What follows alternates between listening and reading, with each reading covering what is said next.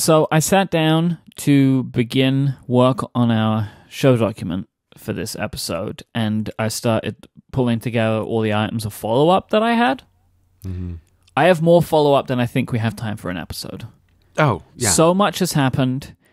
The Time Strikes Back episode wreaked more havoc than was originally anticipated, because it didn't only just affect the episode that came after it, right? Which was before it, which was technically after it. Yeah, it still affects this one as well, because we set up a lot of things on that episode that we have not resolved. So this episode, we're going to hopefully close the time continuum problem that we have opened. Looking through the show notes, there are things that you put on here that I thought, didn't that happen 3 months ago? It's very confusing. It's so hard, and I have this extra layer of difficulty, which is that my wife has been traveling, so I've had the house to myself, and the radius of my life has been so very small because I also don't have my office, and I redid my home office so that I could just work here, and I've been on my own, just living this cycle of like getting up, working, going back to sleep. And when you don't change your environment at all for a month, you have no sense of time. So I feel doubly confused looking at this list, because the last month of my life, I have no sense of how long it is. And then we have all of these things to talk about. So I'm baffled by this list. Because I'm super confused. Like, I'm trying to piece together right now, like, when did we even record episode 91? Nobody knows. Like, I'm so confused about it. Like, I know that we were in person, but I don't remember when it... Anyway, so we have really ruined everything by doing that. Yes, we have ruined everything. So we have to start out with the thing from the mists of time, which is the Relay FM podcast-a-thon. Yes. Do you remember that, Myke? I do remember that. So throughout all of September, we were raising money for St. Jude's Children's Cancer Research Hospital. We raised over $314,000, which is unbelievable. I would like to sincerely thank every Cortexan that put money in. That's absolutely incredible. Our original goal was $75,000, and we raised over $300,000. So that is absolutely unbelievable. Like, just really could not believe that we quadrupled and then some our original goal. The 6-hour podcast-a-thon that we recorded at St. Jude went off perfectly. We were so happy with it. If you are interested and have not yet seen it, there is an entire video of this, because we streamed it live on Twitch, but we have the video on YouTube. I'll put a link to that in the show notes. But I just wanted to round that out and say, like, thank you to everyone. Absolutely blown away by the response. Like, just wild. $100,000 is a shocking amount of money. Wow, I hadn't thought of that. Oh, had you not? We raised pi. It's doubly pleasing because of that. But yeah, it is a totally shocking amount of money. And I remember at one point checking in and being like, oh, they're going to cross the $250,000 mark, which was already mind-blowing. And it's like, and kept on moving. Just kept going. So, just kept on trucking that thing. Thank you to everyone who contributed to that. Yep, really awesome. Like, genuinely, like, absolute career highlight to be able to do all of that. So yeah, we were absolutely blown away by it. It was awesome. We spoke about Jiro Dreams of Sushi on our last episode, and I just wanted to tell you that I've eaten some really good vegetarian sushi. I'm like tiptoeing my way through this. Oh, okay. Are you trying to level up in sushi? Is that what you're trying to do here? Yeah. Okay. I'm slowly, I'm trying to get more used to like the flavors and just the presentation and all that kind of stuff as I'm trying to move myself along the route, because I decided I want to go to Japan in like 2 years or something like that. Like, that's kind of what I'm aiming for. So I do not have any desire, not desire is not the right word. I do not want to book a table at Jiro's restaurant, but I do want to eat good sushi in Japan, right? So while I'm, up until then, I'm trying to like level up slowly, and I've started a vegetarian sushi, which is like, that's where I'm kind of moving forward from there. Okay. What's the initial report? Well, the place that I ate at was the restaurant in London. It was very good. So I'm going to try and convince you to eat it. Okay. You're going to try to level me up on sushi as well? Yeah. I mean, I did recently eat the equivalent of conveyor belt sushi, which as we all know is the bottom of the barrel, and to be spit upon, according to Jiro. So what do you mean? Oh, it was just like a sort of takeaway sushi thing. Was it fish though? No, it wasn't. It wasn't fish. It was also vegetarian. It was also vegetarian. Yeah, it was just like Okay. little avocados in rice. But I did have the ghost of Jiro leaning over me, just like tut-tutting at the existence of this sort of sushi. Like, no, this is not how it's supposed to be. All right. But yes, I will be more than willing to try highly recommended vegetarian sushi from Myke, and not me, I maybe didn't make it. try to lay. Wait, what was that? You said from me. It's like I didn't make it. I just went to a place. No, look, I think when someone brings you to a restaurant, that counts as them cooking, as far as I'm concerned. It's like, yeah, it's close enough. So Who pays in this scenario? The idea of then like you thinking that they cooked for you. Do they then have to pay? no, I think the answer is whenever you're out at a restaurant, everyone should always split the bill.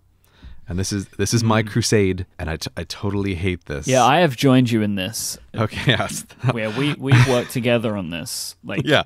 when we're in larger groups. Like you have to split. Yeah. You just have to split.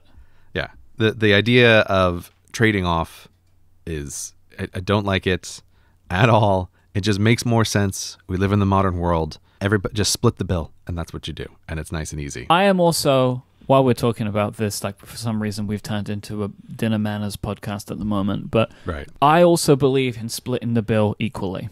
Well, it's equally proportional to couples. Or however people are at a meal, but Yeah. I believe equally. Like I hate when we go to and like, oh, but I didn't drink alcohol, but you did, so Yeah. therefore I shouldn't. Like just split if you're amongst friends, just split it equally. You know? Yeah. There's two things that you're trying to optimize here for. It's like fairness and simplicity, and splitting equally is the way to do that. Because I always feel sorry for the wait staff because they then have to get a calculator. Like you just, I feel bad for them. I don't know. Like, get a calculator. What? Like, we live in a world where everybody doesn't have a calculator immediately. No. I mean, in the scenario when you're not splitting equally.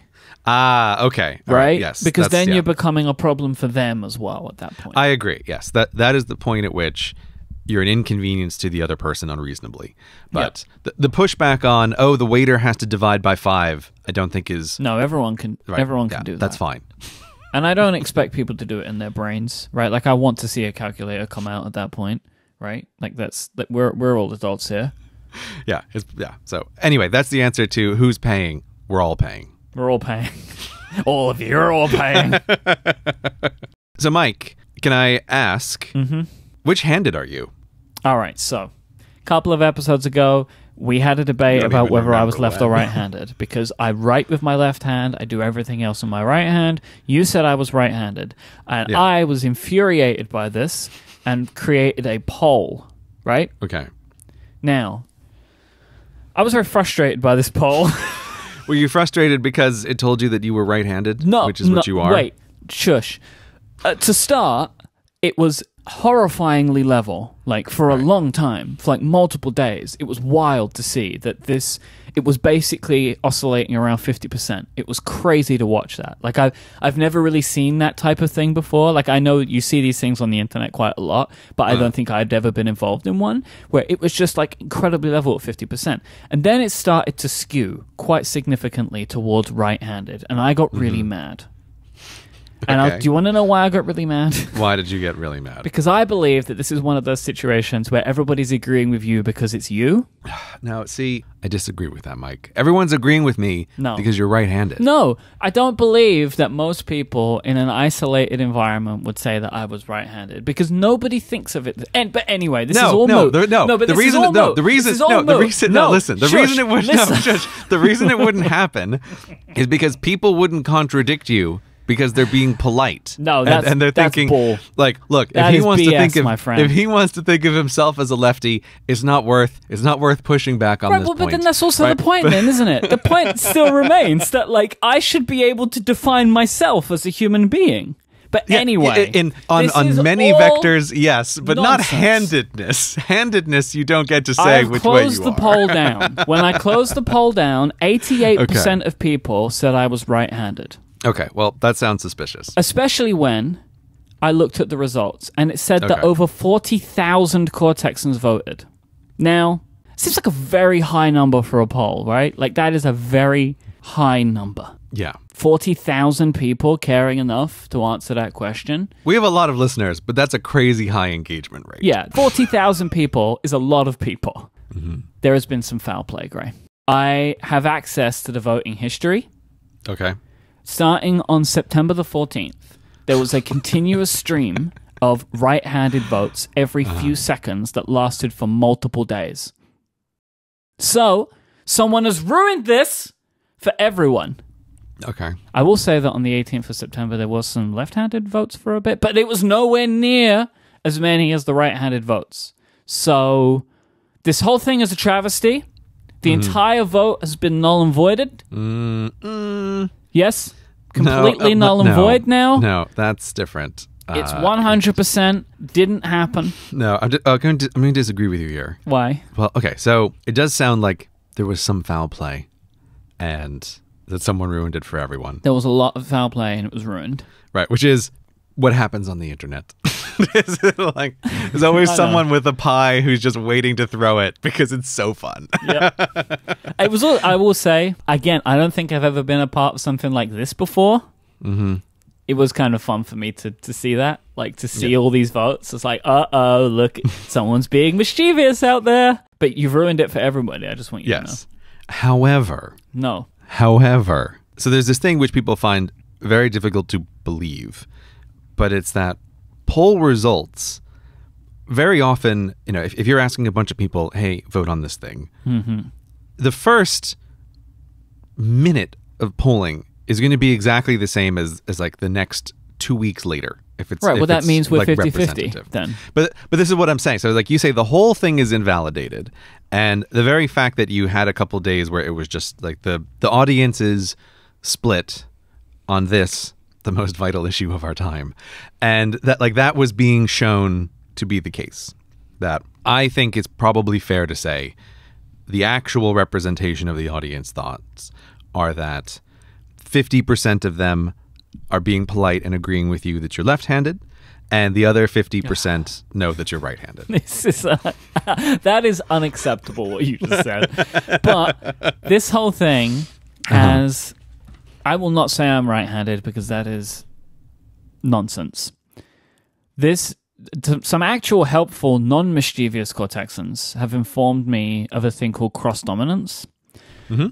Not only, like, people are telling me about this. I had somebody email me who knows somebody who works in academia in this exact field, and I am cross-dominant. So I want to read the Wikipedia entry for cross-dominance. Cross-dominance, also known as, because people said this to me as well, mixed-handedness, hand confusion, which is hilarious. Ooh, hand confusion, I like that. Very confused. Or mixed dominance is a motor skill manifestation in which a person favors one hand for some tasks and the other hand for others. That's me, right? Interesting. Cross-dominant. I'm cross-dominant. I'm not right-handed. I'm not left-handed. I am, in fact, cross-dominant, which is different to being ambidextrous. Yeah, it's not the same as ambidextrous. No. You have hand confusion, which is just a different thing from ambidextrous. You know, I think I might say that instead. I'm hand confused. Yeah, you have hand confusion. Yeah. The Wikipedia page here says, for example, a cross-dominant person might write with the right hand and throw mainly with the left one. I think, for no other reason than linguistic clarity, they should write with the left hand and perform other tasks with the right one. Yeah, I don't know why you would say write with the right hand. Like, that is just, it's just a peculiar thing to make your decision on. But, you know, for no other reason, I think those two should be switched. And also, as I will believe that is the best way to be anyway. Great. now we have hand confusion dominance is what's going on here. Yeah. That's very interesting, though. I'd never heard across this. Yeah. Because people have always said to me, like, oh, you're ambidextrous. Like, no, I'm not ambidextrous. Like, that's a different thing. Like, so, like, and then kind of the conversation ends. No one's ever said to me before, you're cross-dominant. Like, this makes perfect sense, and I'm willing to live my life, the rest of my life, believing this. You're hand confused. That's what you are. I'm hand confused. Yeah, I like that. I like coming across something that I've never come across before. I'm a little bit sad that I won't get to forever tell you that you're actually a righty. and instead I'll have to tell you that you're hand confused. I'm fine with hand confused. I mean, I will not describe myself as such, but I have no problem with you doing it. It feels like a good thing for a Twitter bio, like Michael Hurley, hand confused. This episode of Cortex is brought to you by HelloFresh. HelloFresh makes cooking delicious meals at home a reality, regardless of your comfort level in the kitchen. From step-by-step recipes to pre-measured ingredients, you're going to have everything you need to get a wow-worthy dinner on the table in just about 30 minutes. You'll be able to break out of your dinner rut with HelloFresh seasonal, chef-curated recipes each week. You don't have to sit and do all the meal planning and go to the grocery store and get all the ingredients and have more than you need and forget that one thing. HelloFresh takes care of all of this for you. There is something for everyone, from family recipes, from calorie-smart options, vegetarian meals, and they also have fun menu series like their Hall of Fame or craft burgers for you to choose from. HelloFresh has more 5-star recipes than any other meal kit service, so you know you're going to get something delicious. It's super flexible too. You add extra meals to your weekly order, and you can even add tasty add-on treats like garlic bread or cookie dough. Now, I could sit and tell you how fantastic all of these meals are, how wonderful the recipe cards are, how tasty it all is, but for me, the very best thing that I have found from HelloFresh is getting the confidence to cook. It helps you step by step in how to make something, and you learn new skills, you practice in the kitchen, and that has been a big change to my life, and I think it can for you too.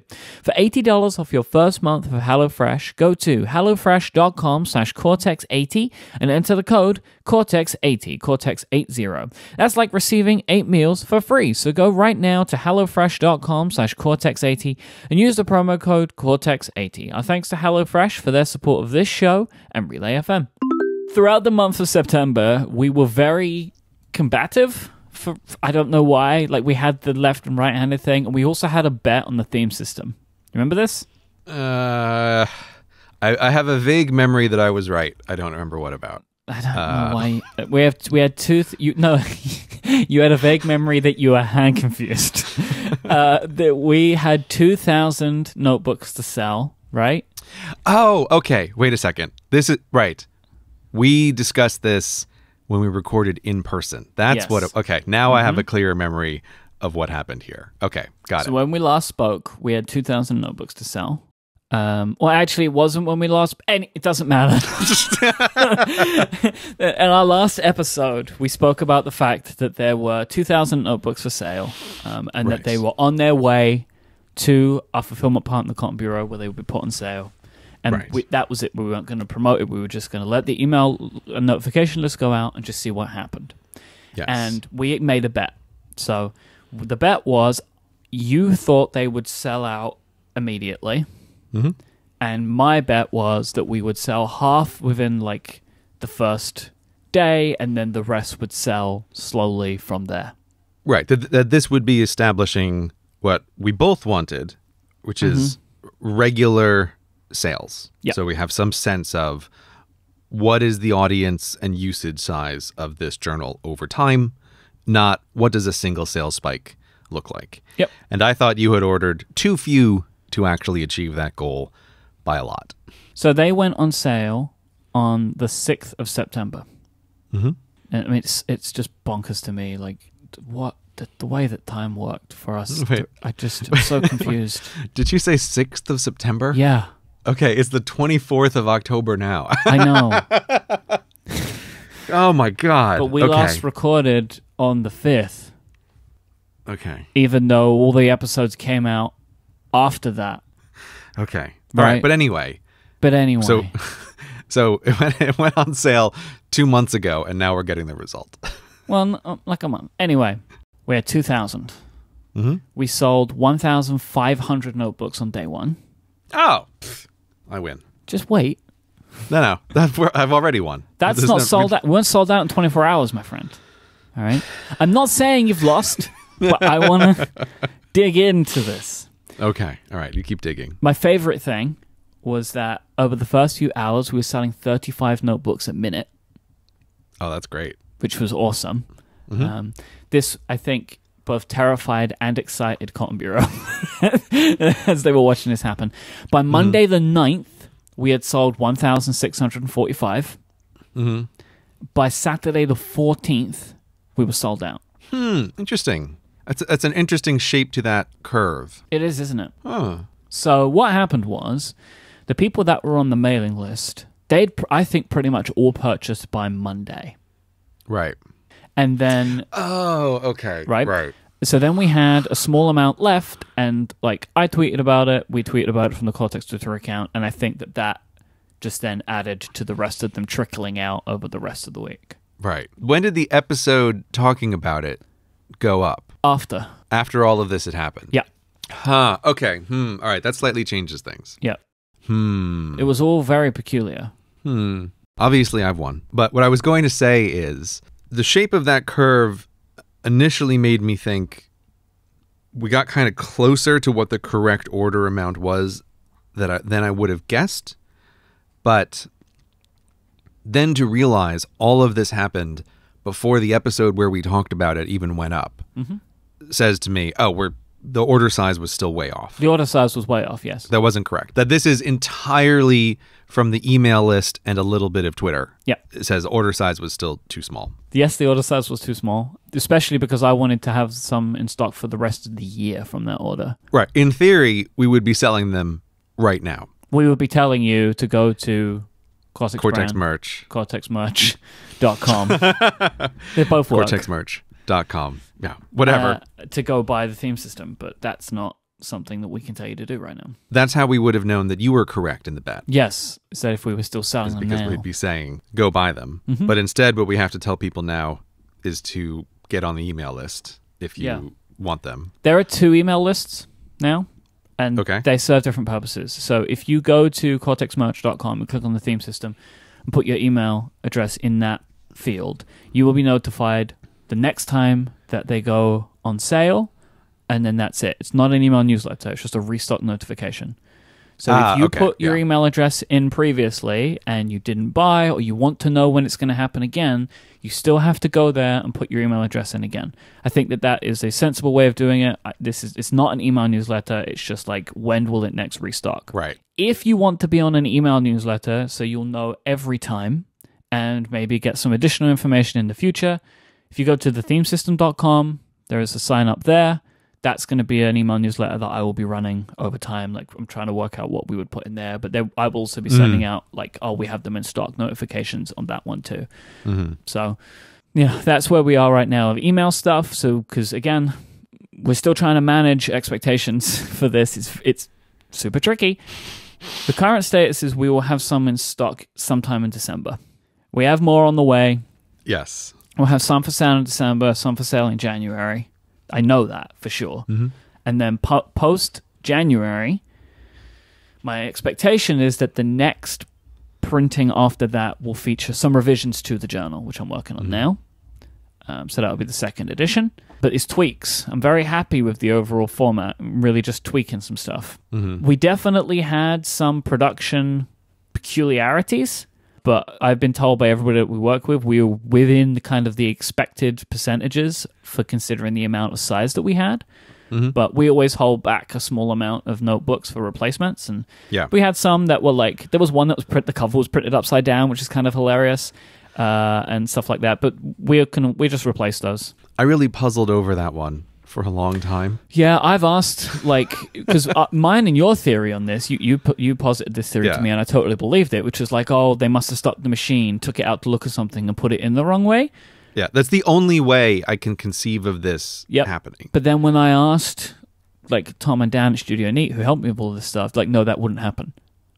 Like, you wouldn't do that. Like, you can't stop it and take it out. So I have no idea. But it's like, that has to be what happened. Well, all right, okay.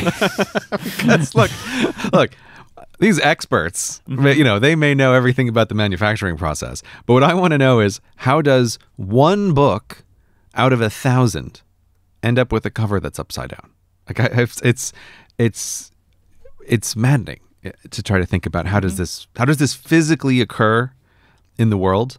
And this again to me is a delightful discussion about the completely unexpected things in terms of manufacturing. Of what can happen. And this is something that would also never have occurred to me ahead of time. It's like, manufacturing high quality notebook, the finest of papers, the most delightful of covers, the deepest deep of embossing. Yes, exactly. The deepest bossing. Yes, the deepest bossing. And you expect, when you're manufacturing something, yes, anything is going to have some number of defects. Like, that's just what happens in the manufacturing process. But something like a cover upside down feels to me like it's a completely different thing. Yep. Like, we had a couple of people who, like, the binding didn't sit correctly, like the cover came away. I totally expect that. Or like that there was it got like significantly dinged up during postage. Again, like, this is the stuff that happens. Like, that stuff just happens. It just happens. But the cover being upside down, like, that person, they have like a collector's item right there. Yeah, it really is. But that's why, I'm convinced the machine stopped, someone took out a thing to look at it, and they put it back in, and it went in backwards, and they didn't notice. There's no other physical explanation for how that could have possibly occurred. But this is why you hold back some. I will tell you, because, you hear from people, they tweet at me or they tweet at the Cortex Twitter account or whatever, and I was really concerned. I was like, oh no, like, is this happening? And basically everybody that I work with was like, nope, it's going to have happened. Like, we've probably heard from everybody who had a problem, and we're all, we're good. And I was like, whew. I was really worried about it. I think you were too, right? Like, we were kind of like, oh no, look, it's like people posting on the Reddit, like, but it's just there's a few that were wrong, and we fix it, and the way we fix it is by sending people a new one, right? Like, this is also the terror of, again, physical products. Yeah. Because you have a hard time gauging the scale. Like, you get shipped the samples for, is this the quality that you're looking for? But you just don't know if something happens where the guy at the factory loaded them all in backwards, wasn't paying attention, and then we just manufactured 1,500 with a cover upside down. It's all a leap of faith, this stuff. Yeah, so it introduces new, random, high variance sources of stress into your life, having physical products in this way. Yep. But I do have to say, the upside, and one of the things that I have enjoyed, is being on the Reddit and seeing the examples of how people are using the journal. Yes. And it's like, man, some of the examples of what people are doing are fantastic and beautiful. Like, there's been some really great postings there on the Reddit. Yeah, I am blown away by the creativity of some people that are using the notebook. Like, the way that some people are, like, interpreting the daily theme section and using color and completely different markings to what I've been doing. Like, it really is fascinating. And there is something that I wanted to do with the themesystem.com website. I want to be able to post examples of other people's layouts, right? To just kind of give you more of a flavor. Like, I have one of my own on there. So I wanted to encourage theme system users to do that. So please post on the Reddit, which is r/Cortex. Or if you want to post them on Instagram, a couple of things you could do. You could either use a hashtag, the theme system, and I'll find it, or, and probably good, you can, I don't know if Gray knows about this, but Cortex brand has an Instagram account, which is Instagram. Oh, I know Okay, Cortex has an Instagram. Good, I'm all about the grams, Myke. You really are. So we are Cortex brand on Instagram. Tag that, and if you, and then, I'll get in touch and ask if it's okay for me to publish them on the website, which is something that I want to do. But I will include in the show notes for this episode a couple of my favorite examples that I've seen on the Reddit so far. It really is awesome. Like, I'm so, I cannot tell you how great it feels to see people using this notebook. Like, really using it. It's been kind of overwhelming for me because this is a thing that, like, I believe it can help people, and because it helps me. And then I see people that have been using it, like, in incredible detail, really, like, understanding the system and getting into it. Like, I'm super happy. And I'm also really happy with, like, the way people have taken to the instructions that I made. And, like, I've heard from people who initially bought the book and didn't know what to do with it, and now know that they get it now. And I think that's really great. So I like the side of the flexibility of it. Like, and whenever we had these conversations, I'm always on the side of, like, it should be super flexible. And my favorite example of this was the person who posted how they're using it as a student, which is, I think, is a great example of, it's like theme system adjacent / exam prep and planning. And I think that's just a great example to me of, you have these boxes, they can be used in a variety of ways. And I really like seeing the example of here's how I'm using it as a student to get ready for exam day. So it's been very interesting to see all the unexpected ways that people are using it. Yep. So you can go to cortexmerch.com, get your name on the restock newsletter, like the restock email list there. Go to themesystem.com, get your name on the email newsletter. And while you're at cortexmerch.com, yes, Cortexmas is fast approaching. And it is. I have had something I've wanted to do for years. We're finally doing it. The Cortexmas ugly sweater. Gray, are you familiar with the ugly sweater phenomenon? I am familiar with the ugly sweater phenomenon. So this is about around the holiday season, buying and wearing at parties sweaters that are intentionally very ugly and loud and wild, right? Which is coming from just like a trend where people were being bought these sweaters probably as kids. I know I got them. Everyone got a Christmas jumper and it was terrible. So now people embrace it and create ugly sweaters. Now look, I am very aware of the fact that it is not even Halloween when this episode comes out and we are talking about the holidays. Yeah, but it's fine. We're recording this in the UK, which doesn't do Halloween and just blows straight into Christmas starting in September. Yeah, there's advent calendars everywhere. It's so upsetting. But now we are adding to that problem. But there is a reason for this. This is a 2-week campaign from when it goes on sale. So you only have a couple of weeks to get it. They then have to be made and shipped. And I want people to have the best chance possible of getting these to wear to their office holiday parties. Right? Yes. So we are selling this very early, 2 weeks only. We're selling a sweater and t-shirt variant of something I am so unbelievably proud of. It is... Okay, I want to try and describe this, but you have to go and see it for yourself. It will be in our show notes, and it will be at cortexmerch.com. It is a design of, I think, like the most perfectly Cortex thing. We have a cowboy hat for all the Cortexans. Yep. There is the Cortexmas tree. And then we have iconography of email and time tracking. So, very Cortexy, but I think office appropriate, right? Yes, it is office appropriate. The thing is, Myke, I know you want to make an ugly sweater, but I think this is genuinely really nice looking. I do not disagree with you. Yeah, it's like I think if you were trying to make an ugly sweater, you sort of failed because it looks really nice. Well, it's like inverted commas ugly, right? Like I'm doing like the quotation marks as I'm saying. Right. I think it is very beautiful, but in the realm of holiday sweater. So right, yeah. It looks like it's knitted. It's not. It's screen printed, but our wonderful designers made it look that way. It's not actually thread. It's very clever. So you can go and get it now at cortexmerch.com. And to go alongside this, we are bringing back the subtle tee and subtle sweater for 2 weeks. I am wearing my subtle sweater for the first time today because we last put them on sale as we were going into summer, which was... the best time to sell sweaters. Look, it was a really good way to gauge the interest in such a product. That's true. That's fair. I am wearing mine today, and I am so happy with the subtle sweater. It is very soft. Very nice sweater. So you can get the subtle tee, the subtle sweater, and the Cortexmas ugly sweater at cortexmerch.com for 2 weeks. Go and get them. Great holiday gifts for you or somebody that you love. Cortexmerch.com. Cortexmerch.com. You mentioned a moment ago about being on the Reddit. Yeah, I did. You're back on the internet, aren't you? Yeah, I'm back on the internet. This is one of the million things that's happened since the last time I spoke to you. I think I hinted in one of those early recordings that I was expecting to being back on the internet, and then we just blew past it. You said, like, it's coming, basically.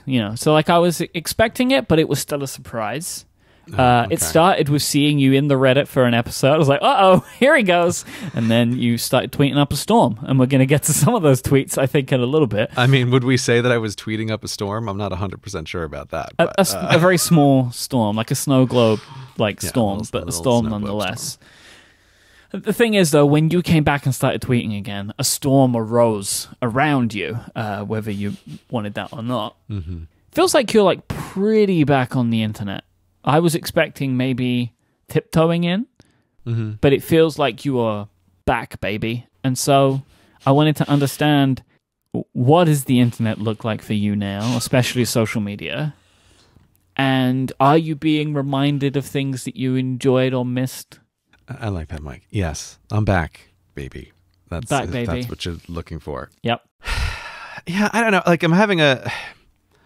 there's a weird way in which I'm having a little bit of a hard time talking about and articulating this project because it's gone on for so long.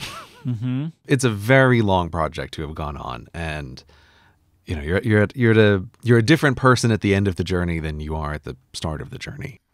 Hey freelancers, want to save 192 hours? Well, our friends at FreshBooks can help you do just that with their super simple cloud accounting software. By simplifying tasks like invoicing, tracking expenses, and getting paid online, FreshBooks has drastically reduced the time it takes for over 10 million people to deal with their paperwork. What kind of paperwork? Well, late payment reminders. FreshBooks automates that process so that you can spend less time chasing payments and more time working your magic. And when you email a client an invoice, FreshBooks can show you whether they've seen it, which puts an end to the guessing games. I've used FreshBooks for years, and if you're listening to this and not using FreshBooks yet, now is the time to try it. Perhaps you have an invoice that you've been delaying on sending. Well, sign up with FreshBooks because they're offering an unrestricted 30-day free trial for listeners of this show. No credit card required. All you have to do is go to freshbooks.com/Cortex and enter Cortex in the How Did You Hear About Us section. That's freshbooks.com/Cortex. We thank FreshBooks for their support of this show and all of Relay FM. I mean, the internet still looks like the Wild West crazy place that it always has been, which is both the best and the absolute worst of humanity. But I'm glad the project's over. Like it went on for a while, and it felt like it was time for it to end. Yeah, I had a video coming out around the year time, and I thought this is a good way to come back, to just be like, hey, here's a video, post it on the Twitter, and then say hi to people in the Reddit and sort of have it at that. So yeah, I'm back. I almost don't know really what to say about it in some ways. Like, I think you actually articulated a really interesting idea thinking about the internet that sort of got into my head, where you said you have this note in your notes file about rules of engagement. And I don't have anything as firmly as that, but I do think that I have a clearer idea in my head about, particularly with something like Twitter or Instagram, about the intentionality of what am I using this for? Like, what is the purpose of this thing? So yeah, I don't know. I feel like that's probably one of my biggest thoughts and feelings is like, there are a bunch of ways in which I sort of don't want to use this, or ways that I don't want to use the system, and just being a little bit more intentional about what am I trying to achieve with this. Yeah, I don't know. It was also just interesting talking to people over the course of that year, because I feel like this is the key year where almost everybody's opinions on social media have changed quite a lot. And the overwhelming tide of consensus from most of the people who I speak to is about, oh, this is obviously not good. Like, it's always interesting to see how public opinion changes in some ways.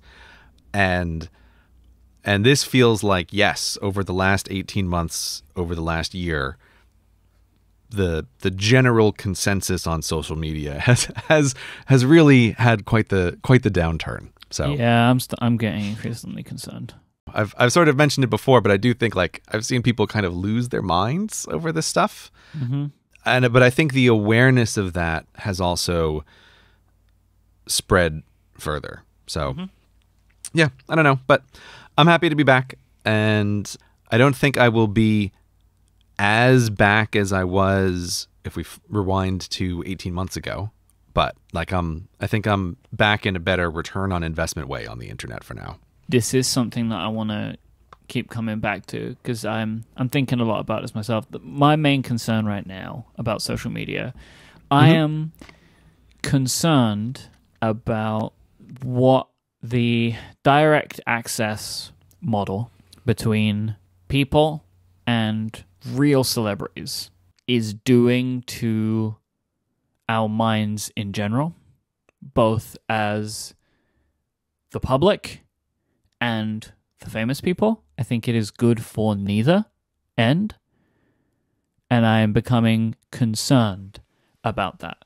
Can you elaborate on that, Myke? It's very difficult for me to talk about this without talking about specifics, and talking about specifics leads to a lot of the time political issues. Okay. So what made me start to think about this is Chrissy Teigen, who's one of my very favorite people to follow on social media. She was posting about issues that she is having with a conspiracy theory group, saying that her and her husband are involved in a lot of very nasty things, which is all untrue. But it follows her around, and she can't get rid of it.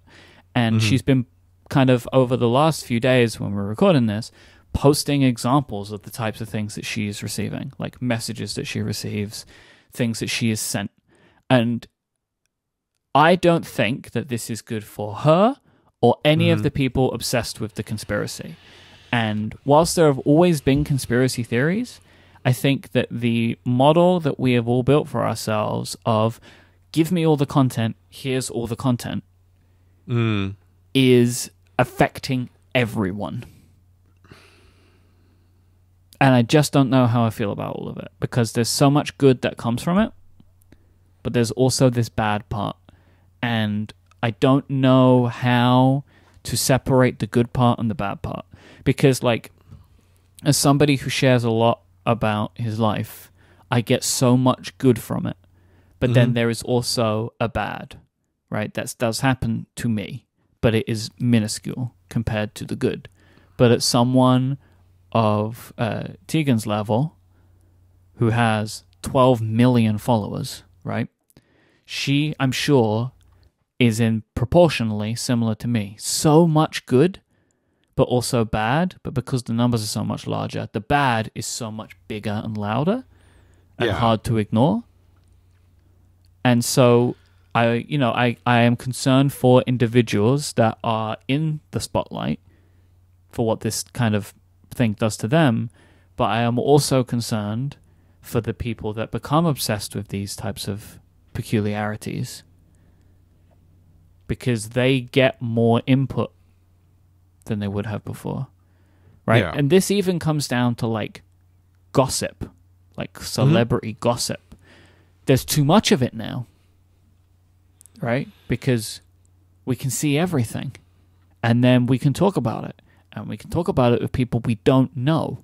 We can just talk about it, and, like, you can go onto the trending pages and find out what things people are talking about, and, like, what celebrity right now is trending. Why are they trending? Let's find out. Let's have an opinion. I am concerned about the sheer amount of this type of input in all directions. I don't know it's bad. I don't think social media on a whole is bad, but I think that there is a part of it which is not good for us, and unfortunately is the exact same thing that the companies that run these networks need to push to get their engagement up.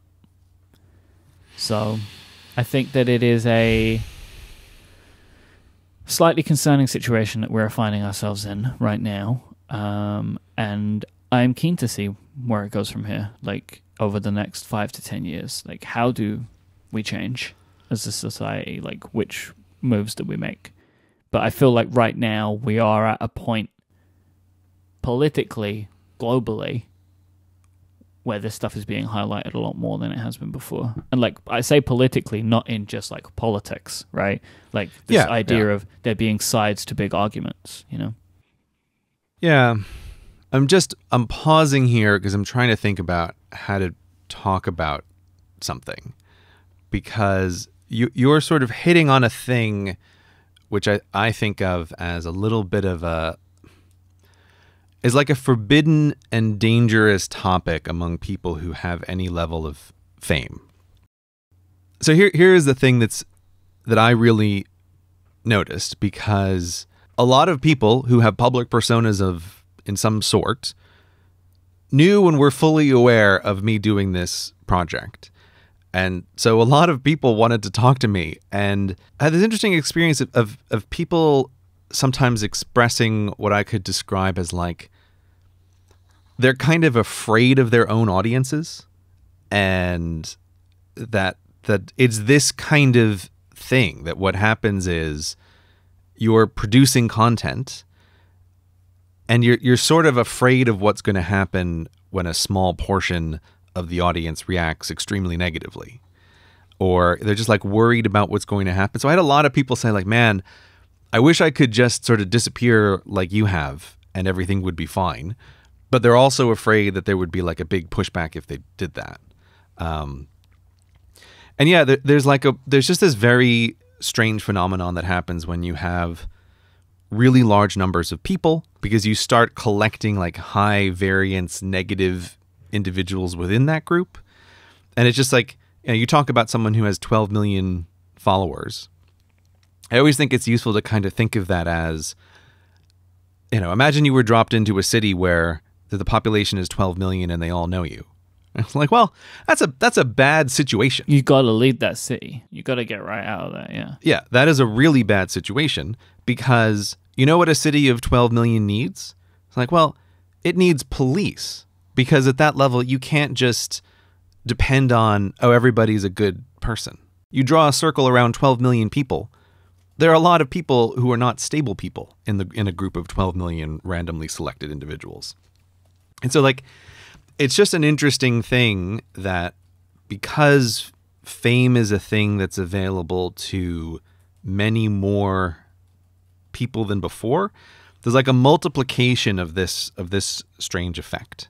And I think you've put it in a good way there, that I was thinking of some of the people that I've spoken to, but your point about like, it's not good for anybody is a good thing to focus on, of like, this isn't good for the audience in some ways, and it's really not good for the creator. And this is why I wanted to talk about it a little bit, because I've hit on this feeling, right, with that specific thing, because I think the concern is, like, a concern that I have is, and I think a concern a lot of people have, is if you are somebody who is complaining about social media because you have a large following, it seems it's so detached from reality, right?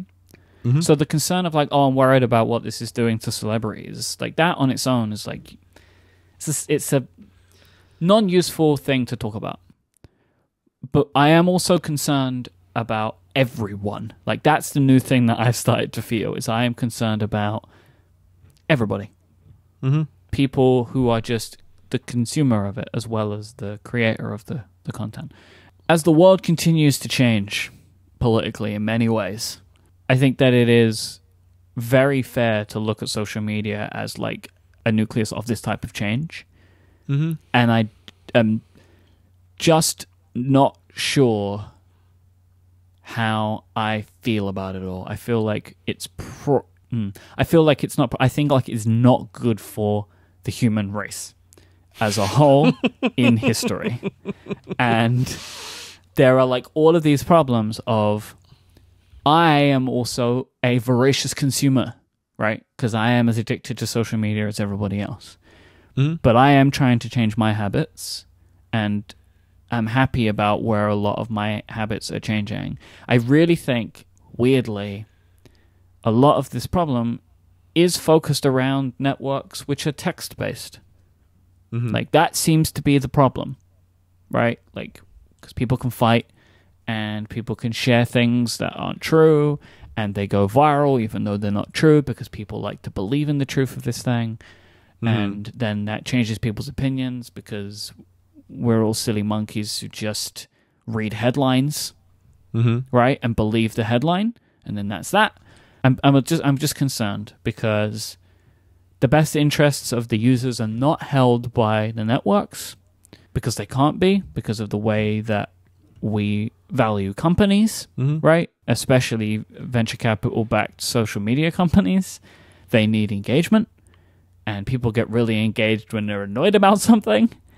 And it's like, I just don't know where we go from here. Mm-hmm. And I am realizing that it is something that I am becoming a little bit more concerned about as I see things unfolding online. It's a very peculiar thing. Yeah, and it's difficult to talk about on multiple levels.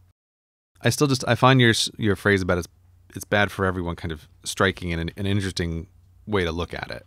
There's a way in which if you talk about the gossip there, like there's a way that the gossip is bad about the gossipee, but it's also bad for the gossiper.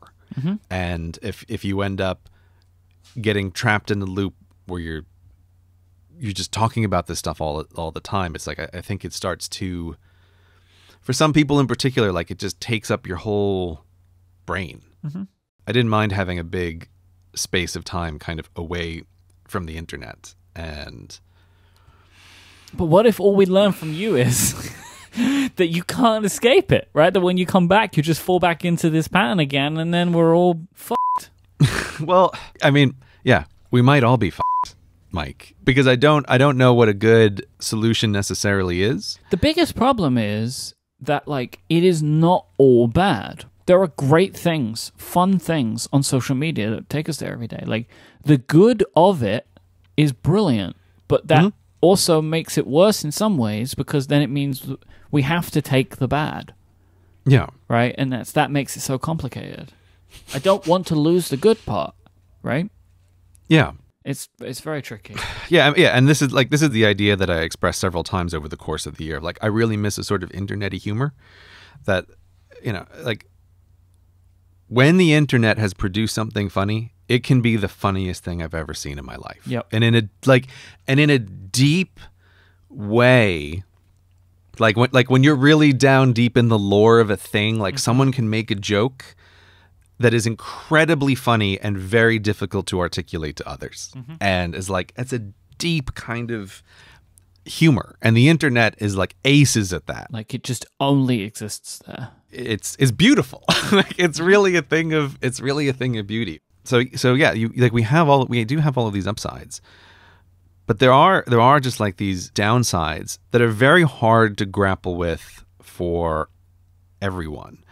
And to sort of go back to it, the reason why I said it's this little bit of a forbidden topic is this thing, like you said, of like, if you're a famous person talking about the difficulty of fame, no one wants to hear that. You seem ungrateful. Right? Yeah. And there is this weird way in which the inability to express that makes a certain kind of problem more hidden, and it's just like, it just becomes this very strange thing. I still really advise, not for a year, but I think people should take breaks from the internet. Like, this should be a regular thing. And yeah, it's sort of like almost a weird cliche now, but I think it's a good thing. And I keep coming back to two analogies in my mind about this. And one of them is fasting from food, that the first time I did this, it changes something in the way that you think about food that's difficult to articulate, but makes you sort of more aware and more mindful of food. Mm-hmm. And I think taking a break from the internet is sort of like that. Or if that analogy doesn't work for you, the way everyone I know who's done hallucinogens describes hallucinogens in the same way. That, oh, there's an experience that you have, but also there's something in your life that's a little bit different about the way that you think about things that's hard to articulate, after the ayahuasca in the desert. Mm-hmm. And so I really strongly suggest hallucinogens. Is that is that? Well, I mean, I'm very hallucinogen curious, but that's a different story. That's something for another time. But I strongly suggest that people do try these little breaks, because I think it's good for the audience. It's good for individuals to do this, and to be separated from these things helps you think about them in a different way. So don't do it for a year. Even I think that may have been too long. But there were some reasons that I did end up extending it. But it's like, do it for a week. I think it's good to get in your head. But yeah, so the internet is like awesome and also very concerning. This episode of Cortex is also brought to you by Setapp, the app subscription service created by the developers of Clean My Mac. Setapp is the Mac app suite that should have always been available for us. The creators of it think of it like an app buffet. You pay one fee and gain immediate access to an ever-growing collection of over 130 of the best Mac apps, all curated to make your day more productive. Setapp has impeccable design throughout. It is modeled to be just as beautiful as the devices that it functions on, your Mac. The collection grows as members recommend applications, so there's no need to buy separate licenses or subscriptions for apps like Ulysses, Flume, iStamp menus. They are all in the Setapp store.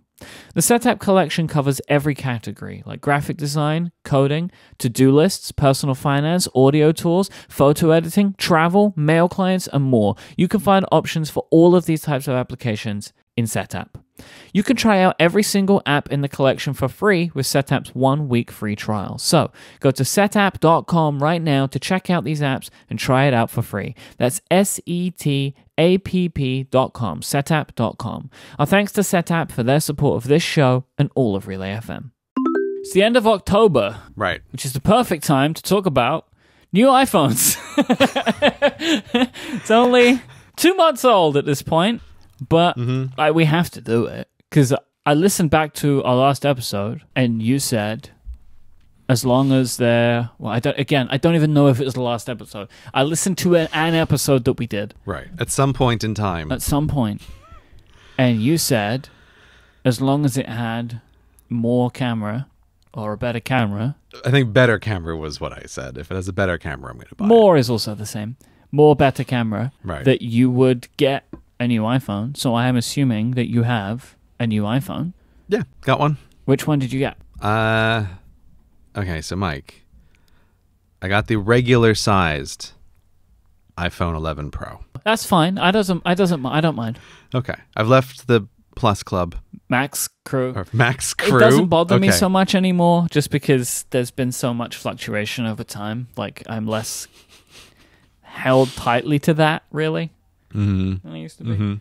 I knew that for a while that I was not going to get the plus size again, and this summer was really the interesting breaking point. While I do like the bigger phone and the bigger screen, this sounds ridiculous to say, but now that I professionally film a surprising amount of stuff on my phone that I'm actually going to use at some point in time, the bigger phone ends up being a kind of pain point for using it as an actual filming video camera. It's annoying if I ever want to attach anything to it, like if I want to put it in a little clamp, if I wanted to have a battery case on it, if I wanted to have like an attachable lens. All these things exist, but they do become bigger and a little bit more cumbersome. I understand. All of those things exist, but I always found that the big phone was perfect if you're using it just as the phone. But the moment I tried to have any audiovisual accoutrement attached to it, it was immediately more hassle than it was worth. Right.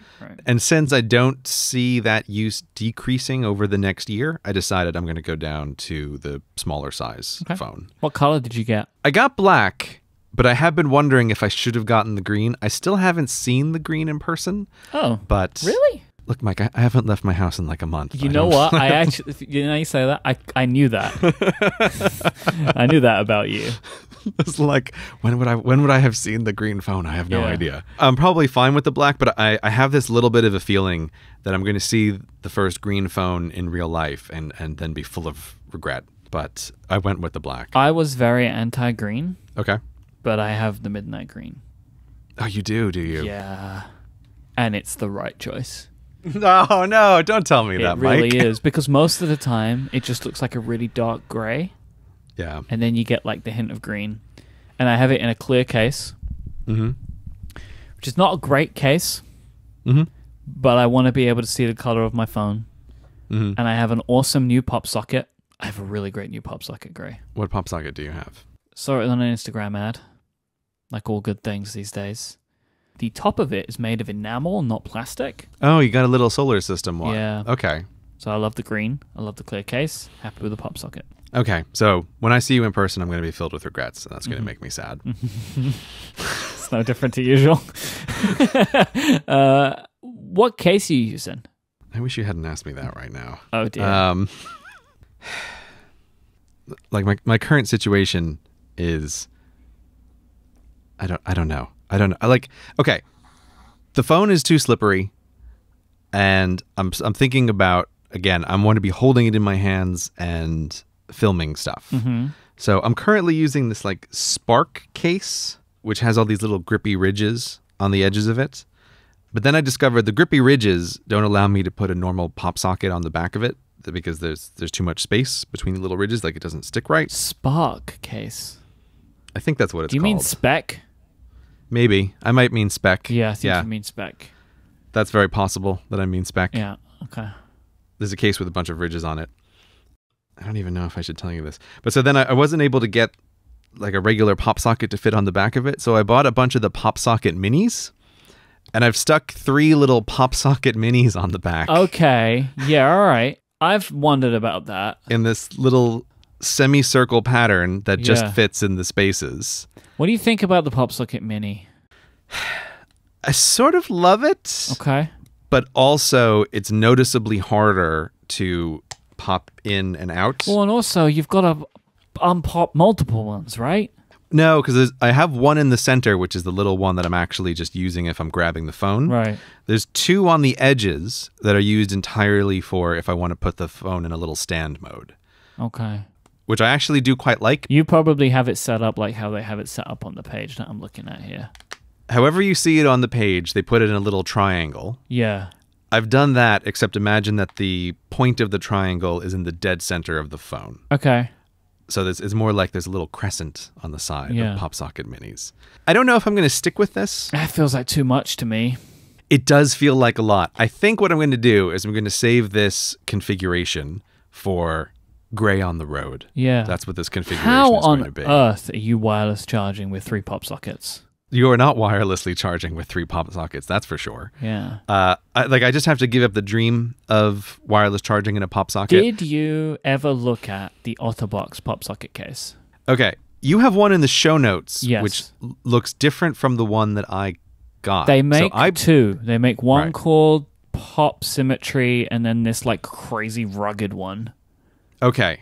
If I got one of them, which is not the one that you have in the show notes. Okay. So I got a different one. You got one where it's all smooth on the back, I bet. Yeah, I think so. Yeah, that's called Pop Symmetry, and then the one that I have in the show notes is Pop Defender. I don't like this. This was way too aggressive for me, but...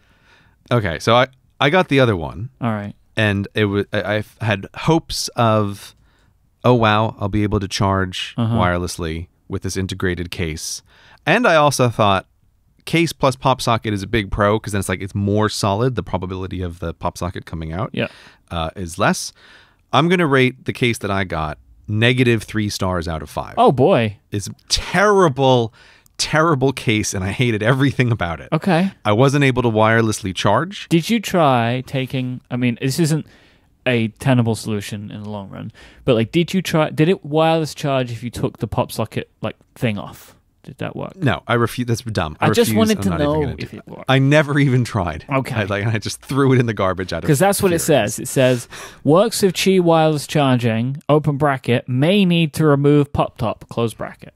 Okay, well, I would at very least have to remove it because it didn't work at all. Work. Okay. I hated it. But I also hated that the way the pop socket was attached to the case, it was behind a little bit of a curve. I found it impossible to get the pop socket out. It was also at the wrong spot for where I would want it with my hand. Yeah. It's way too low down. I didn't like the feel of the case, and I was filled with anger for having purchased it. And I was like, this is maybe one of the worst cases I've ever had. It accomplishes nothing that I want it to do and is just taking up a bunch of space. It's a very ugly case. Yes, it was also ugly. So that's why I gave it -3 stars out of 5. It was stars. absolutely terrible. I'm pleased that we're starting to begin this We're calibrating a new gray star rating system. Yeah. So it's good to know when -3 begins on the rating system. Who knows the real kind of swing of this system? How high and low can we get? We'll find out over time. Yeah, so it was infuriating. So the case situation is very not good for you right now. I wanted to get your opinion. Have you ever used any of the moment stuff, the cases, the lenses, stuff like that? Oh, okay. So yes. The other case they have a super thin case that I have pre-ordered, which should be coming, I think, at the end of the month. The iPhone thin photo case. I think you had a black one of these, didn't you? Okay, so I have, for my previous phone, my Max phone, I had a moment case. One of the cases that's designed to be used with the lens. But I have to say, forgetting the whole lens system, that case was fantastic. Okay. I really, really liked the moment case for my phone. Okay. I thought it just totally separate from the lenses was a nicely made quality case, which is why I pre-ordered one of their just super thin cases. Like, let me give this one a shot. So this could be the exact opposite of my rugged case with 3 pop sockets on it. Like, I can try one of these super thin cases and see how that works. But so I'm going to highly rate Moment stuff. Like, I think their stuff is really high quality, and I do really like their swappable lenses as well. There's a couple of shots in some of my videos though where I use like the wide angle Moment lens. Yeah, would you need that now? I don't know. I mean, how wide can you go? Can you go -0.2 wide? I sort of enjoy Apple's little notation there of like, this is 2x and this is 0.5x. It's like, I've never seen that notation used for a lens, but sure, that works. So yeah, I really like their stuff. I highly recommend it. I'm looking forward to seeing what this new case of theirs is like. I'm not in like a great iPhone case situation right now, so we'll have to see. It looks like the new Moment case, you can only put their lenses on 2 of the lenses. Interesting. I'm assuming the wide angle they are not doing anything with. I have a hard time with this terminology because there's the okay, they super keep saying wide, it's a super telephoto, wide, sorry, or the ultra wide. Yeah. Telephoto, wide, and ultra wide. Yep. Is what Apple wants you to say. Yep. But I think they should just call them the telephoto, the regular, and the wide. I know, it should just be called the regular, right? Like, just call it the regular one. I never throws used me to every call it single the time. wide angle lens, but now I have to. Right? And No, it's just like no. so confusing. No one's going to call it that. You have to completely give it up. That's not going to happen. But yeah, so you're sticking with your clear case for now to show off the green of your phone. Well, so like here's the thing. So the clear case, that's going to remain my like daily case. I'm fine with it. Like, it was originally really slippery, but it has gotten more grippy, even though it's a hard plastic, which I assume is just my gross hand oils that has done that. Possible. But also I use the pop socket, and the pop socket adds to the grip anyway, right? Like, because even when I don't have it unpopped, my hand still kind of like naturally has something to grip onto, even when it's like closed down, which is one of the things I really like about pop sockets in general anyway. But I have been really recently getting into taking photos on my phone. Like, this was before the new incredible cameras. Like, and I've been really enjoying like tinkering around and like editing them and posting them like to Instagram on my Instagram stories a lot and stuff like that. Like, I've really been getting into that. Like, I've been enjoying that. And so I've been thinking about looking at some of the Moment lenses as a additional thing to play around with to get different kinds of photos. So in that instance, that I would then buy a Moment case and a bunch of their lenses, that if I was then going somewhere to take pictures, I would put that on. So I then have the expandability, right, of the different lenses. But I'm just not sure what I would want. Yeah, the other thing, though, the other thing to consider, which makes me wonder about those Moment lenses, is how much of an effect it will have to block all the multiple lens stuff that Apple is doing. Right? The camera is going to be in an unexpected situation if you're using one of those lenses. Because it could be blocking something out when it's trying to get data. Yeah. And, you know, like what Apple has done with the multiple lenses is really fantastic. I had this interesting experience. So I talked last time about how I lost my phone to the rain out in the cemetery. As one does. As one does. And I had to go back from the XS to the X. And I remember when the XS came out. I'm so pleased they've gone to numbers now, so I don't have to hear you keep doing that. I know. It's brutal, right? But I remember when the XS came out, I think on the show, we had a conversation where, because my main concern is the camera, I was asking you, like, has anything physically changed about the camera? Because in that generation, that was the start of what Apple is now calling computational photography. And so they were talking for the XS phones about, oh, the camera's so much better, the camera's so much better. And I was doubtful because I thought, but you haven't changed anything. Like, the lens isn't any bigger, the sensor isn't any better. How much of a difference could this have made? And with the XS, I thought, oh, it's a little better, but it's not amazing.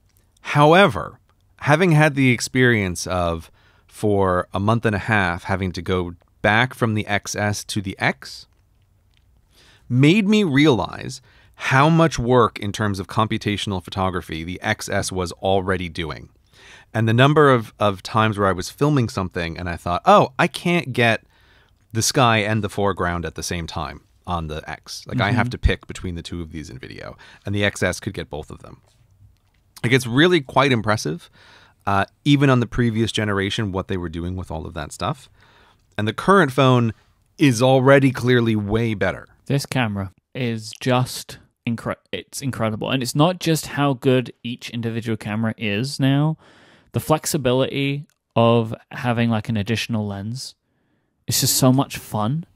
Yeah. But the photos that it is capturing, it's just stunning. Like, unbelievable. Yeah. But all of that stuff is the computational photography. And so, like, I would just wonder if you're mounting something like a lens on the camera, would it make it worse? Right. Like, you may be able to get a particular effect, but the question is the trade-off. Yeah, like, I don't know. Do you want 4 times zoom, or do you want 2 times zoom, but 4 times as clear? Like, that may be the trade-off that you're having to make. I don't know, but I would be concerned about it because of all of the great stuff that this camera is able to do. I'm thinking I would like to know the answer to that. So, like, I'm thinking about maybe picking up some of those lenses at some point. Mm-hmm. But that is a very good point that I had not considered. But just in general, though, these cameras are incredible. Yeah, the first time I took a nighttime photo, my mind was blown. Oh, this the is night unbelievable. photos. Come on. I sort of forgot about it for a long time. I don't think I took one nighttime photo until 2 weeks after having the phone. And then I was out on the street one night and I thought, oh, let me see what like. Yep. Oh my God, it's amazing. I sent you this one picture that I posted on Instagram that I took of Adina, which I genuinely think is like the best photo I've ever taken. And it had absolutely nothing to do with me. Yeah. That's not you, Myke. That's the phone. Yeah. I would say I edited it in VSCO. I tweaked it to my own tastes, which helps. Yes, I'm sure. Very nice. But like, the phone's doing the heavy lifting there. It really is. Like, the portrait mode stuff is so good now. Because you like a lot of the portrait mode photos that I take, I really kind of like pull the effect down, right? Like, because you can adjust the effect, I make it way less blurry and it still looks good and hides some of the errors that these things will do. But just like, you know, I see that many people have said this about this picture, and I keep thinking about pictures that I'm seeing. This could be any camera now. Yeah, 100% this could be any camera. And what I'm really shocked at is just its ability to replicate a lot of this in video. Because like that's when I say like I want a better camera, a lot of what I'm thinking of is like video that I'm going to be shooting on the phone. Yeah, that's the difference between me and you. Me, it's all photo, and you, it's all video. I barely take any video on my phone at all. Yeah, and I'm shocked because when I just think of the sheer processing that needs to happen, and I'll look sometimes and be like, let me get this straight. You're creating for me, phone, an HDR image that has the sky and the foreground and the person all properly exposed, and you're doing it at 4K 30 frames a second. Like, just as I'm looking at it, it's insane. It's really, really impressive. And more, it's been interesting to see like higher and higher professional end uses of the phone. But one example where I thought this is an unbelievable demo of how the phone is actually better than video cameras was the demo of the feature that Filmic hasn't released yet, but is coming, where they can shoot video from multiple cameras on the phone at the same time. Yep. And it's like, you've got to be kidding me. All lenses, the 3 on the back, the 1 on the front, all of them. Yeah. It's like you can see what all of them see, And I think you could pick 2 to record simultaneously, I think was the limitation. Right. But it was still shocking. And, like all I was thinking of there is even just for doing a simple thing where I'm trying to record myself walking, like in the Billup video. It's like I'm on Billup Manor and I'm trying to shoot a video where I'm like talking about the experience as I'm walking away from the manor. And then I have to remember a couple of times later to like, make sure I get some front facing shots too, so I can like cut between these 2 things and someone can see where I'm walking to. And we're like, I could do this on my phone and just have the front facing camera and the rear facing camera going at the same time and see both of them at the same time on the screen so that everything is properly framed. It's like, it's unbelievable. Or even just the number of times I would want to be able to have the option of switching between the regular lens or the ultra wide if there was something that's just slightly out of frame, and be like, great, just film both of them and I'll figure it out later. That demo just completely blew my mind, and I think is a great example of like the low-end technology eventually taking over the high-end technology. Right around the corner from me here, there's a video that I was sort of thinking of making which touches on this idea, but I bought like a proper DSLR camera this summer for one of the projects that I was working on because I thought, I definitely need the higher quality that this thing can provide in a certain situation. And it's like, this thing's a piece of junk compared to my phone, right? It's like, it is absurd how good the phones have become. And it's like, man, that DSLR that I bought was one of the dumbest business purchases I've made over the last year. It's like, that thing is going to collect a bunch of dust. And guess what? In the circumstances where I thought I was going to use it, phone was better most of the time. So yeah, it's incredibly impressive how far these things have come. The battery life's also really good. I have to say, I'm glad to have a phone where I finally feel like the battery life has gotten better. Yeah. I know Apple says the battery life has been better every year, but I haven't believed it since the 6. It feels like I've had barely better battery every year ever since the 6, and I've always hated it. And this one finally feels like this is what a battery life... I would still want more, but it's way closer to being, I can actually use it for a whole day. Well, you always want more, right? But now, like, yes, you can get a whole day no matter what you're doing, by and large. Like, as long as you're within regular parameters, you can do it, which is kind of amazing, isn't it, really? Yeah, it's very impressive. So I have to say, I've got to give this generation of phones a big... like 6 stars out of 5, maybe. I don't know. Interesting. Like, it's pretty good. Like, I'm ridiculously happy with this generation of phones. So it is a 5. You are considering it a 5 scale rating. I don't know. It's on the fly. Should we re-record that? I'll say I give it 7 stars out of 6. That hasn't helped, has it? That didn't help.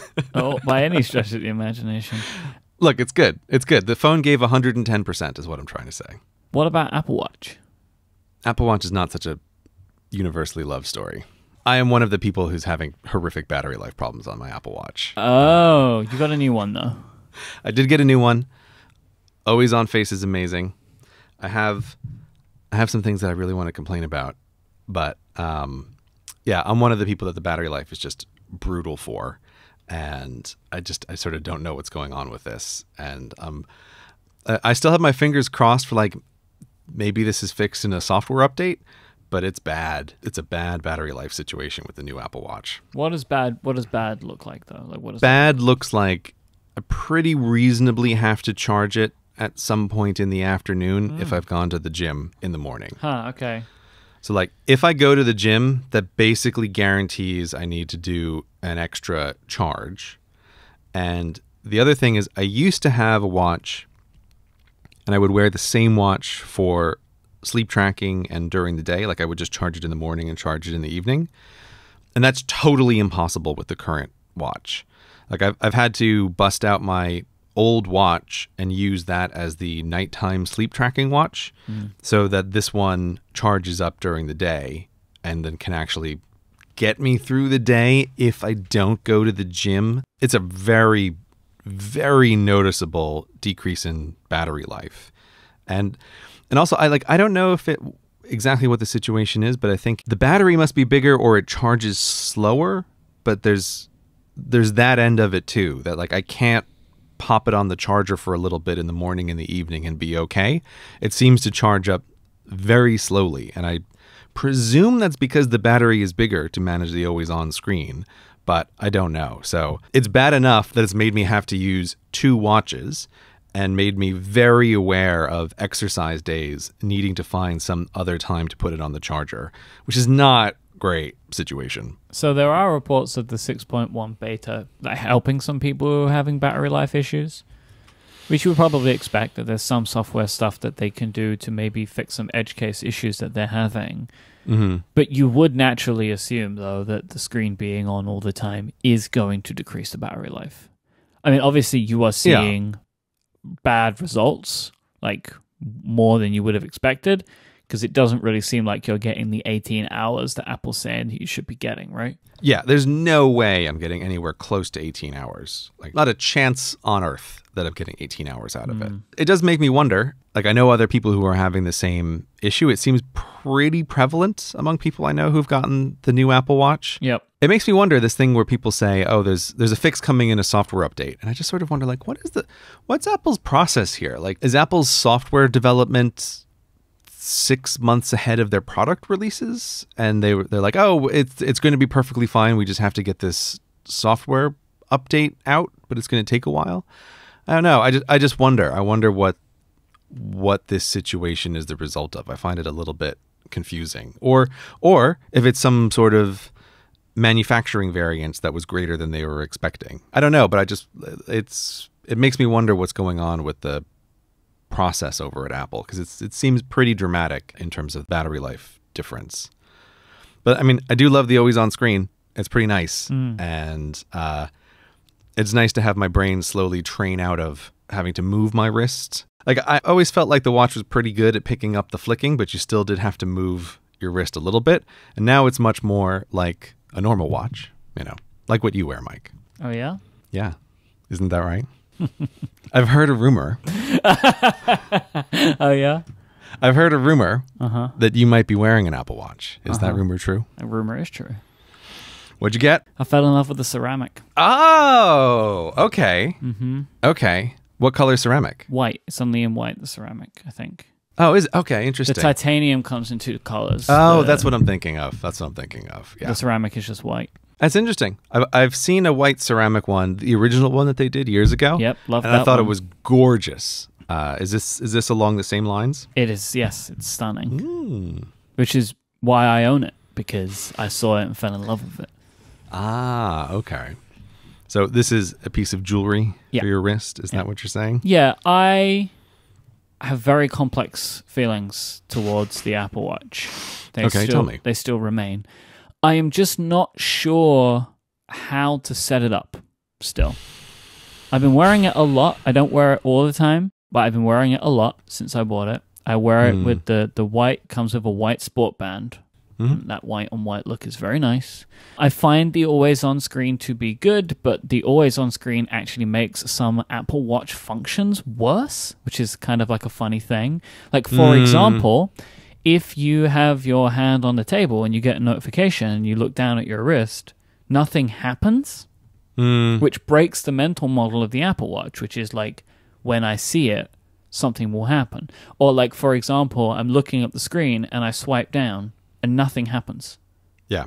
Because it's not technically activated, which I think should be something that they find a way to resolve. Like, the watch should know I touched it. It didn't do what it was expecting, like one tap to wake up and then swipe down. So like, there are things that the always on screen actually makes worse, which is a kind of a funny thing. Yeah, the one that really throws me is exercise apps. That when I'm exercising at the gym, there's a little app that is on my watch that's running, but Apple will then overlay a digital watch face and blur out the background so that I can... And like, I find it mentally confusing every single time. I really hate that little digital watch face. I don't expect this to be here, and that feels like I need to dismiss this thing to get back. It feels much more awkward, and I hate it.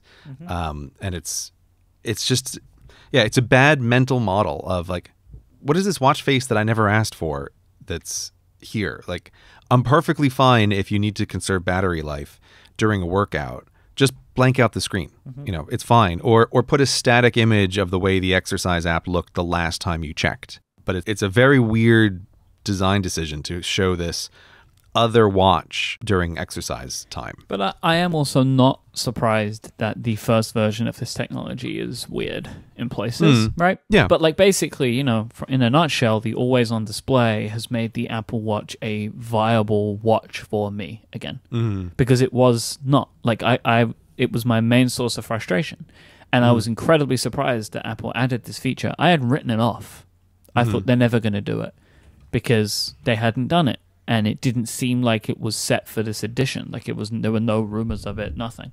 It was a big surprise. My main thing is I just feel like I can't set up the Apple Watch the way that I want. Like I cannot find a way to be happy with the way it notifies me. Oh my God! If you're I thought you were talking about the faces, but if you're talking about notifications, yeah, like I could scream. I'm using the California face with black with the white numbers, well, the white half Roman and white half Arabic. And this is one of the ones that I'm most happy with the transition from always on. All that changes is the color of the hands.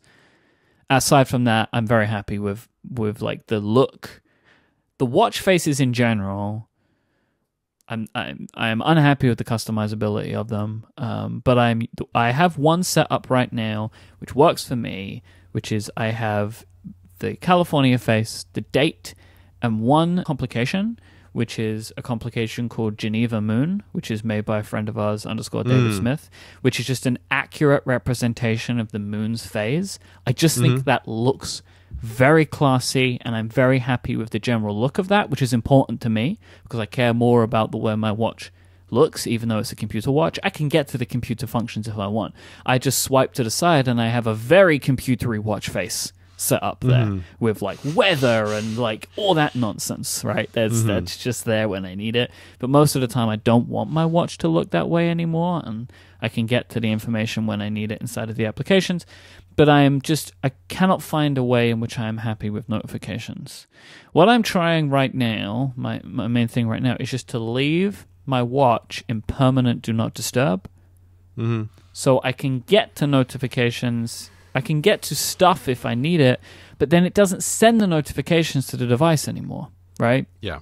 Which, like, I don't understand that because that's not how my phone works. When my phone's in do not disturb, the notifications come through, but they stay in notification center. What I want is for them to come to my watch and stay in notification center, but I don't read it. It's none of it is the way that I want it to be, but I really love the way this thing works. I like having access to the benefits that an Apple Watch can provide, health tracking and all that kind of stuff. I like that I can send a quick text message if I want to. I like that I can control Overcast when I'm listening to a podcast. I like all of that. I don't love any of it, which is why I do not wear this every day. Like, it is a watch in my rotation now. Right. Okay. Right? And because I think the look of this watch fits a particular style that I'm trying to go for sometimes, in the same way that all of my watches do. Right? And so I wear it a lot when I'm at home because it's a comfortable watch to wear. But, like, we're going out for dinner tonight and I will not be wearing this. Okay, so it's not a dinner watch. It can be. But right. it's all dependent on how I'm dressing. Yeah, but that is also going to cause you more problems with how are you going to manage your notifications, because then you're in an inconsistent state of, is the watch around? And you might want notifications to work differently when the watch is not around. Yep. The notification stuff. We were talking about it like 5 years ago, and it's still crazy to me that what we thought of as the obvious feature in year 2 of the watch has still been basically untouched for whatever it is now. Yeah. It is absolutely infuriating. I may be feeling this particularly sensitively because along with new watches and new phones, we do have this new operating system, Catalina, which brings downtime to the Mac. And I will tell you, I have been losing my goddamn mind trying to figure out how to set up everything. Okay, this is going to sound like a crazy exaggeration. I think I may be the world's most power user of downtime that exists. Okay. Like I really think that may actually be the case. Of I'm the person who's gone into all of the notification settings, all of the screen time settings, all of the downtime settings, all of the content restriction settings, which is a whole other old layer that still exists that Apple has, and tried every permutation and combination of every single fucking switch that exists in all of these things, and am unable to produce results that are sensical.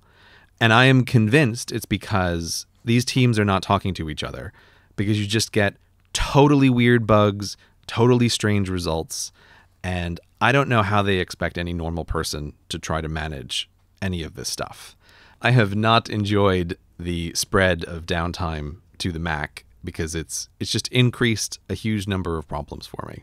Oh, can I tell you my favorite downtime problem? In default, by downtime, nothing is accessible except what you explicitly allow. So you have to have a list of apps where you say, these apps are allowable in downtime.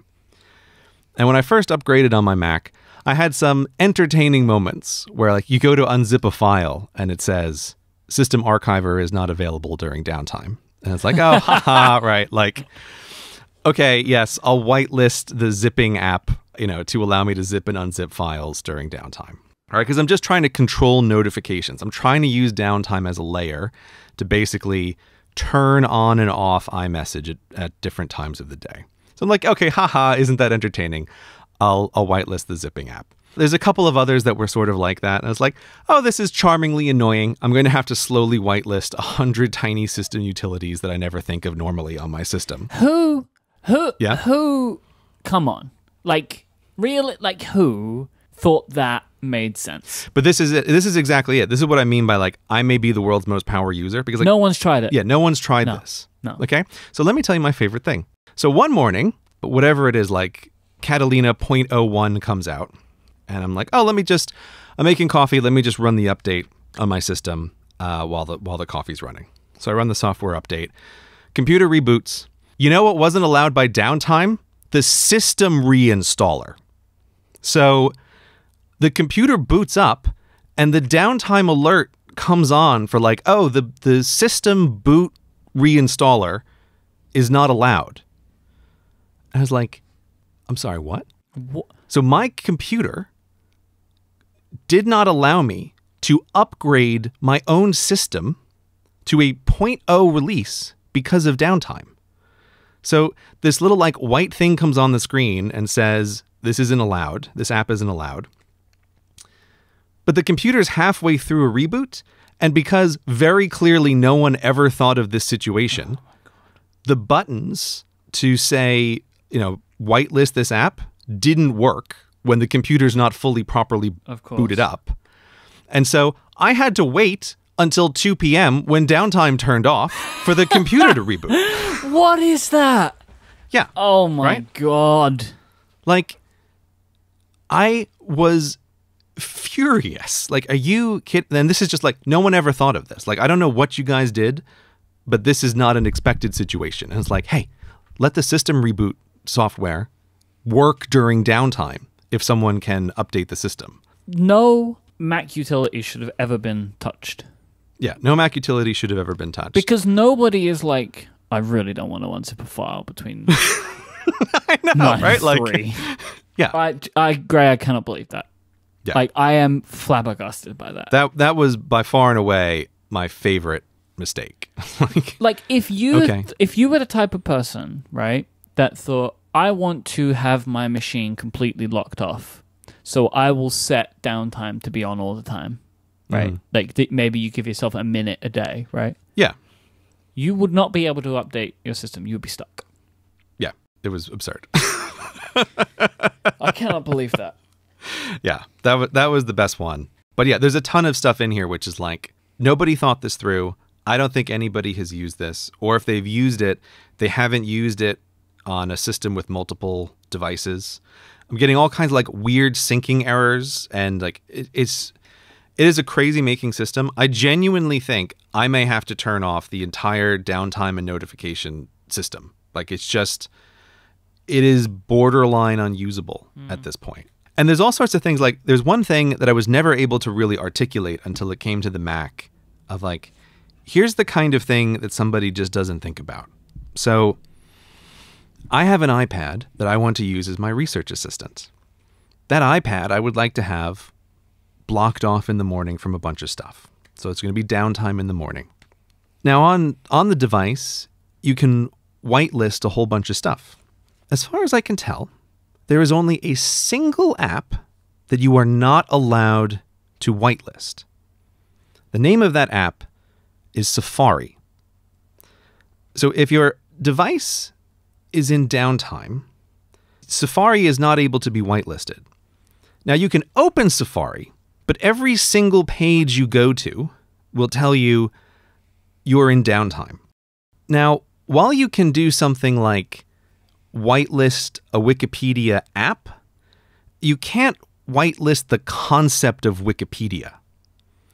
So there's no way to say anywhere on the internet that you access through Safari is okay to use during downtime. And all I keep thinking of is like, okay, if you're a parent and you want to put your kids' app into downtime so that they focus on their homework, this is the modern world, right? Like schools are going to have websites. There's going to be things that kids need to go to. Like what is the concept of how this is supposed to be used at this point of time? This was not the application I thought you were going to say you were having problems with. Okay. What did you think I was going to say? Something esoteric. Yeah, no. Safari. Like one of the three main tenets of the iPhone, right? Like the idea of this product existing, the internet communicator portion. Yeah. So all of my dreams of the new version of iOS, where I was like, these new features of Safari are going to be a huge deal for me because it allows me to organize the research for videos in a different way on my iPad. None of that can be used during the time where I wish to be most productive. And if I try to use it, I have to manually approve every single day, every website that I want to use, and I can only approve it for that day. So it's like, oh, I just want to look up something quick. Let me go to Google. Google's not available. Would you like to whitelist it for the rest of the day? Okay, yes. I'm going to forget this tomorrow, but you can use it for today. And then I type in a Google search result, and the first thing that I want to click on, it's like, you can't go to this website because you're in downtime. Now, hilariously, you can do things like, say, Twitter isn't allowed during downtime, and it'll try to block the Twitter apps. It's like, okay, cool. It tries to know that Twitter's not available in Safari and puts up like this weird extra layer of blockage. But what you can do is you can just download Chrome or Firefox and browse the whole fucking internet without any restrictions at all. Right? Yeah. And it is the same thing on the Mac. And it's like, I almost don't want to say it so that I'm closing off kids' ways to get around like their parents' authoritarian regimes. But like the downtime thing is just so trivial to get around if you are even the slightest bit technical. And it's like the only place where this is really locked off is, it's like, it is absolutely crazy making. And so I thought, oh, well, I know what I'll do. Let me just disable downtime on my iPad so I can try to use this in the morning as a research device on Safari. But it's like, oh, but then it disables downtime on every single device that you have. And it's like, oh, okay. So the settings on every single machine all have to be the same, or there's nothing. It is insanity. It is totally insane. I can't understand why Safari is unwhitelistable. I would understand if it was unblacklistable. Yeah. Because you could say, well, you can't blacklist Safari because it's too tied into the underpinnings of the system. Yeah. But I can't work out why you cannot whitelist it when you also have independent controls over websites. Yeah, it's crazy making. Like you can say yes or no to Google. It's very I can't wrap my head around this one. This is one of my favorite bugs, which shows me again, like nobody's looking at this stuff, is, okay, you're just going to start all over. Apple has this old system called content restrictions. And say, I'm not going to use any of the new stuff. Let me just use the old stuff that they used to try to use for parental controls. So if you turn off everything else, but you turn on content restrictions, there's a bunch of apps that it says, do you want to enable or disable these apps? One of these is Safari. Whether that toggle is set to enable or disable Safari totally disappears if you have any other content restriction set for your device at all. And that one, there's no way to get around it. So it's like, if you want to turn on content restrictions so that your kid can't listen to explicit music, guess what? Safari disappears on that device. It's like, I don't know what is going on, but these 3 layers are just working together in very strange ways. And my notification and usage life is a total nightmare. And I don't know what I'm going to do, Myke. I have no idea. It seems like you are battling against the system. Yeah, that's totally what it is. Like 100% I'm battling against the system. All of this was just to say, like what you said about notifications in the beginning. It's like, I am trying to do the most trivial of thing. Hey, iMessage, don't bother me in the morning. That's all I'm trying to achieve. Like, I don't want to see your little badge when I wake up and know that I have 27 messages from people overnight. That's all I'm asking for. And like the amount of effort to try to get this to happen is like Herculean, even though it should be a thing that these tools allow to happen. But they all have weird bugs or totally unacceptable side effects that don't even make sense, even if you're just a parent trying to get your kid to use the device less. So yeah, I'm 100% fighting against the system. I may have to just give it up and get notified by iMessage whenever anyone all over the world messages me.